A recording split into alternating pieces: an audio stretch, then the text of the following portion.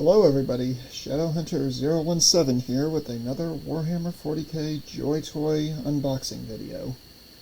This time we are looking at the Sisters of Battle, Battle Sister Jurel.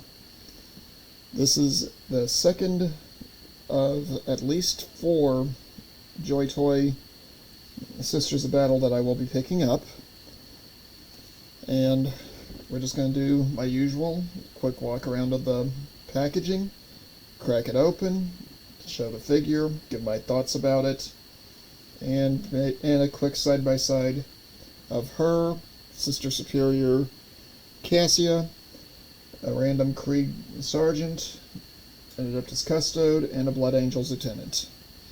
So moving on to the packaging itself, here you see the front of the box, a nice photograph of the figure herself with her meltagun, a bit of a background artwork, the 40k logo, the JoyToy logo, the 40k licensed product, and the scale. The side of the box, turn this over so you can see all of it, and there you see the 40k logo, the JoyToy logo, her name, and the licensed product insignia. The back of the box, where you see multiple images of Sister Jurel, including one with all of her gear arrayed in front of her, one with her holding her her meltagun, a back view, and a close-up of that face sculpt. Like usual, the other side has all of the legal information for where it came from. And the top and the bottom both have the 40k logo. So, let's go ahead and crack open the box and see how this little lady comes out of the package. Okay, so here she is in the plastic container. As you can see, there's a little bit of a packing issue there, but that's not unexpected and it's not really a deal breaker. And Sister Jurel's melta looks good, her bolter looks good, helmet looks good, and backpack looks pretty good as well. Then behind, very much the same deal. So let's get her out of the plastic prison, and we will take a look at the sister herself first of all, and then move on to all of the bits and bobs. Again, I'm not going to go ahead and do a highlight of all the hands that she comes with, because honestly, they're hands. They're the only thing to talk about with them is how good they're molded and how good the paint apps are. But here is Sister Jurel herself, which out of the package, very nice. She's got good articulation on the legs, double jointed knees, which I appreciate for posability purposes, and for any stop motion projects I might do with these things. Her arms have got the same kind of articulation as Sister Superior Cassia, which makes sense. I'm willing to bet that they probably use the same molds for about 90% of the body construction. Articulation is really nice. Get some good bends there. The face, she's got a nice gas mask with kind of a determined / angry frown on her there. Definitely looks like she's ready to have a pointed discussion with somebody about the finer points of the Imperial faith.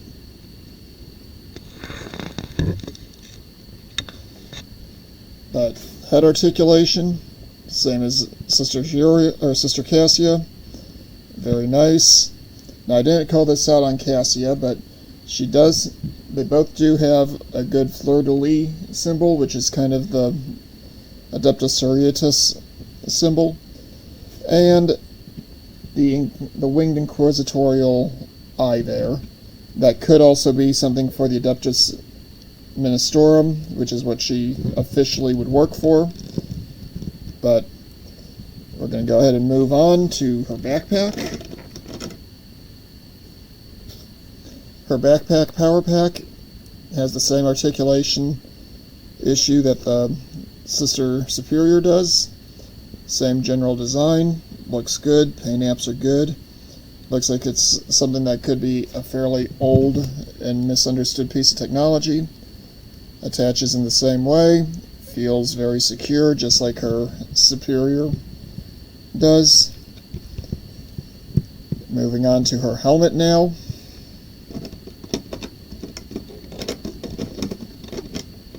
And just doing a quick eyeball, it looks like the helmet is the same design that comes with Sister Superior Cassia. I don't have a gripe about this because it makes sense. The Sisters of Battle are very much a one-size-fits-all type of army. Very much like what the Imperial Guard claims to be, very much like what Space Marines are before they start customizing their weapons and armor. So we're going to remove Sister Jurel's head and swap on her helmet. Now, some of you may wonder why it is I prefer to do helmeted heads on these. It's a matter of personal preference and taste. I was a soldier for a long time, technically still am, and when it comes to battlefield soldiers, I really like them to be wearing their full kit. If she was like one of the Adeptus Custodes, whose job is on paper more ceremonial, then not having the helmet would make sense. But I see these ladies as being aggressive, go in there, burn the heretic, and bring them to Imperial justice. Now, I did say earlier I would probably not do much with the hands. Because she has the clenched fist for her offhand, I am going to be swapping that out for more of an open hand, so that way she can actually carry her weaponry. So let's do that now. Okay, small issue. The hand is so tight in there that it actually snapped as I was in the process of doing that. So I'm going to have to do a little bit of creative re-engineering. Add a dab of super glue into the joint and lock it into a single pose.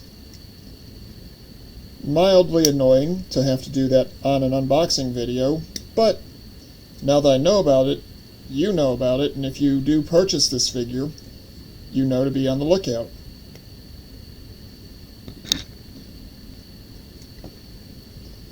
So, it's a good thing where I'm doing this filming at is also the same location where I do 90% of my hobby work at. The other 10% being filming and video for podcasts and other YouTube-related activities. And I figured out why it snapped like that.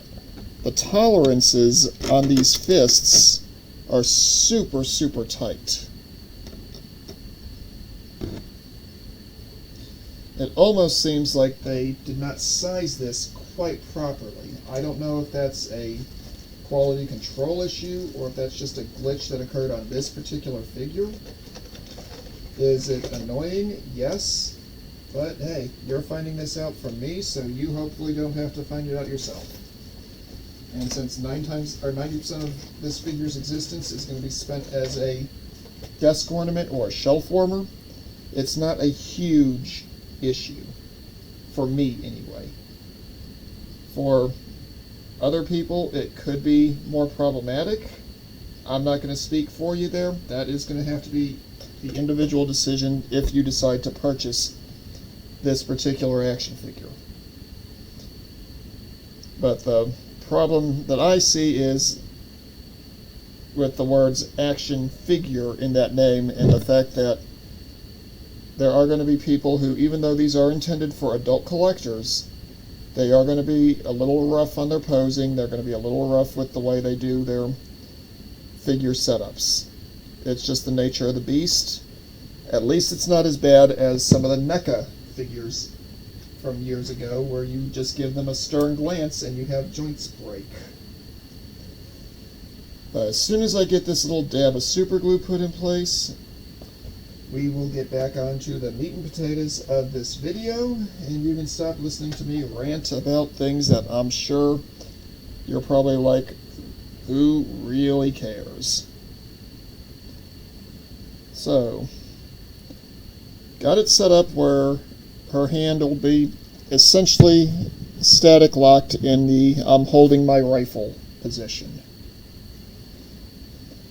Moving on to her weaponry.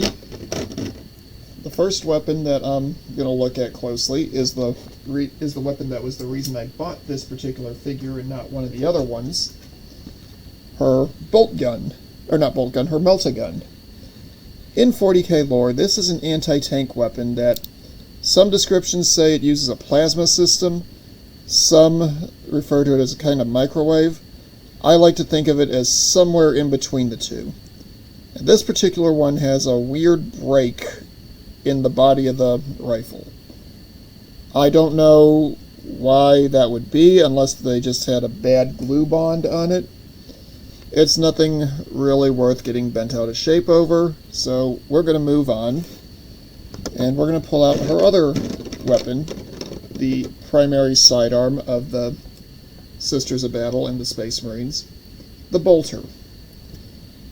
And this looks like it's supposed to be a fairly close approximation of the Sisters' Goodwin pattern bolt gun, which you can see it's got the nice fleur-de-lis, it's got a good metallic paint job, so it looks like a rifle that would actually be used in an active environment. The magazine is detachable. You can see the bolt rounds, you can see how it fits. It's got a nice tight tolerance there, so it fits and stays nice and secure. And you'll notice this one's a straight magazine and not a banana or sickle magazine like Sister Superior Jurel carries.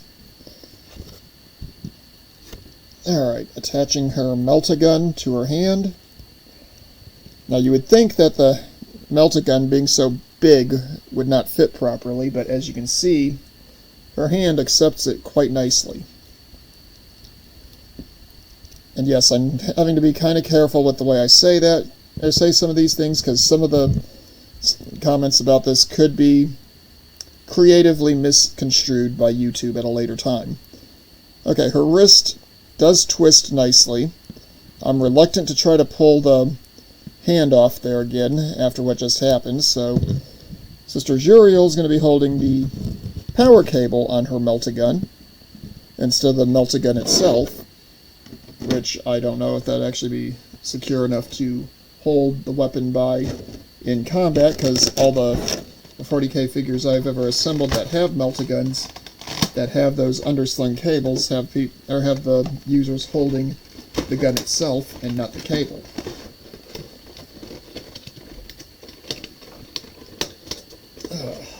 But there is Sister Jurel.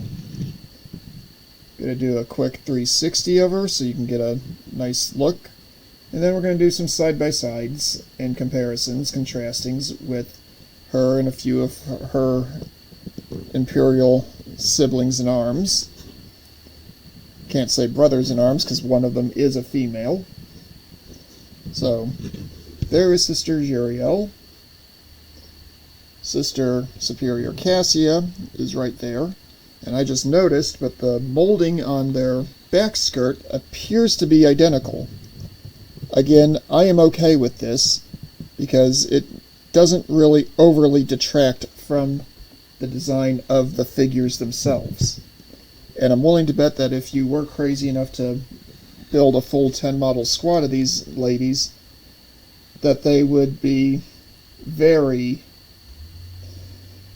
much you'd be very much inclined to overlook minor details like that when you see a whole horde of them on a table or on a shelf. But here's the two of them sitting side by side. Let's move that so you can see their entire frame. And we're going to bring in our custodian.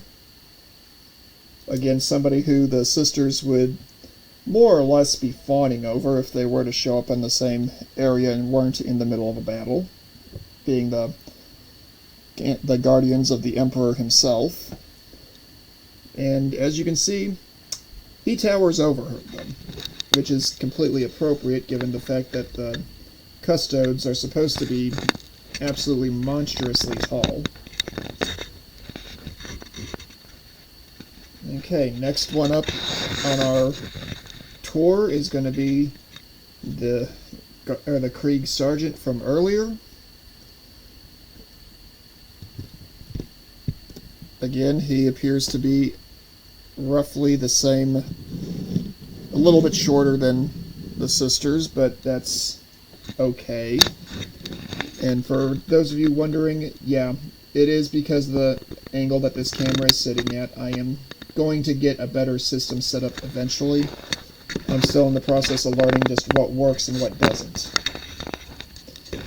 So we are going to set the sergeant over here to the side. And now for the Space Marine Lieutenant, the Blood Angel, and see how he looks with all of these guys. And boom, we have got elements of most of the Imperium's armed forces here, demonstrating exactly how they are for scale. Let me know in the comments box if you would like to see a side-by-side comparison with these guys and any of the current 3 3/4 inch Star Wars figures, or if you want me to dig out any of my old G.I. Joe figures in this scale to do a side-by-side with. One of the projects that is on my agenda is going to be a tank that's scaled for these.